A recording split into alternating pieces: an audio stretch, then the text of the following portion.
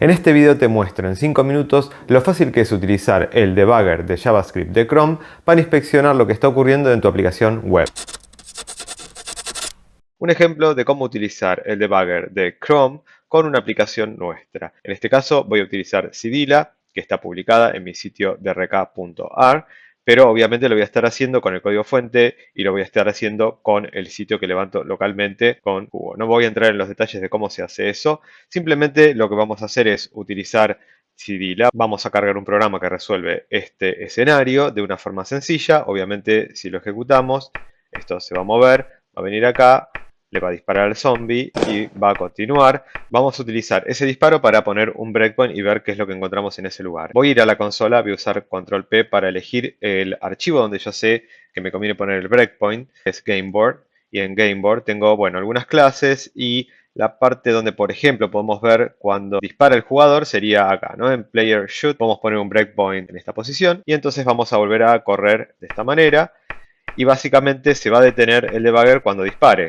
Ahí vemos que se detuvo el debugger, nos muestra este aviso en la pantalla y en la consola de Chrome estamos en la posición y obviamente a la derecha, voy a expandir un poco esto, tenemos las secciones del debugger. Por ejemplo, el breakpoint que está activado, eso no me importa tanto, la parte de Watch donde yo puedo poner inspecciones específicas que me interesen y Scope, que es lo que me muestra el debugger en función de la posición en la que me encuentro. Es decir, en general se trata de lo que está disponible desde la línea en la que estoy parado. Las variables de este método, obviamente this, que es la instancia de la clase, y alguna otra cosa que pueda tener importancia me va a aparecer acá automáticamente. Yo puedo agregar en Watch cosas si lo necesito. Local me muestra el contexto local y podemos ver que me muestra should@, que es la variable que está no definida todavía porque estoy en la línea en la cual se declara y se define y todavía no se ejecutó la línea. Siempre el debugger se detiene y no ejecuta la línea donde yo puse el breakpoint. Después vemos algunos closures, el script, bueno, no hay mucho más. Lo que tengo es this, que es el objeto del gameboard, y si lo expando me muestra todos sus atributos con sus valores. Moves es un entero que es 10, shoots es 0 porque todavía no disparó.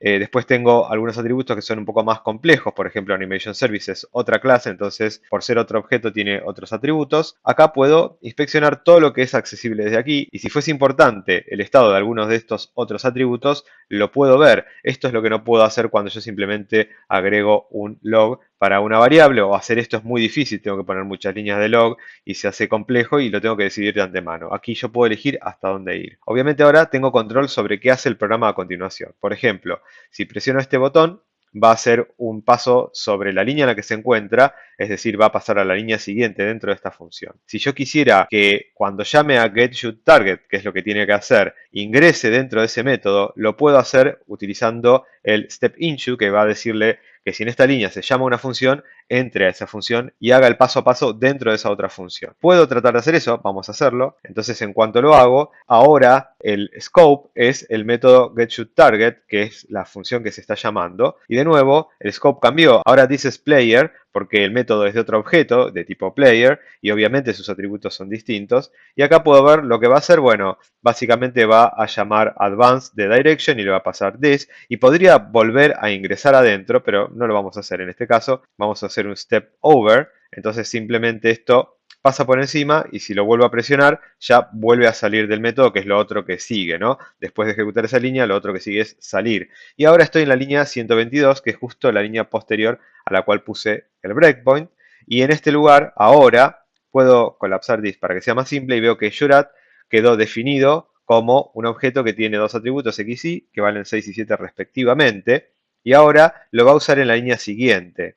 Yo aquí podría, si eso me sirviese de algo, cambiar estos valores. Por ejemplo, podría decir, bueno, me doy cuenta que había algo que estaba mal y acá debió haber un 7. Entonces corrijo el 7 y dejo que se ejecute el resto del código con este cambio. Por lo menos para probar que si yo corrijo solamente este supuesto error, el resto del código funciona bien. A veces esto nos delata que hay más errores a continuación y ya lo puedo ver en este lugar. Obviamente el cambio que acabo de hacer no tiene sentido porque el código funciona bien hoy.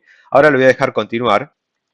Y vamos a ver que el zombie no murió, porque como cambié la posición de disparo, obviamente el resto de la lógica que se ejecutó a continuación hizo todo en 7-7 en vez de 6-7, que es donde realmente estaba parado el zombie. Como podemos ver, el cambio que hice surtió efecto. Ahora podemos poner un breakpoint en la línea 137, por ejemplo, que es dentro del método getLogic, que es llamado en esta posición, en la 122, sacar este y volver a ejecutar. En este caso se detiene inmediatamente porque esta función es llamada todo el tiempo, no solo cuando se va a disparar. Y ahora lo que quiero mostrar es otra parte súper importante de un debugger, que es el call stack. Básicamente es una pila de llamadas. Cuando se ejecuta el código, básicamente las funciones o métodos de mi programa se llaman entre sí y una llama a otra y a otra, y por lo tanto puede haber en cualquier momento dado una pila de llamadas, es decir, una función que llama a otra, que llama a otra y que llama a otra, constituyen una pila. Obviamente, eso en tiempo de ejecución, en cualquier momento dado, puede exponerse, como se ve acá, diciendo qué función llamó a quién. Puedo ver el nombre de este lado donde dice getLogic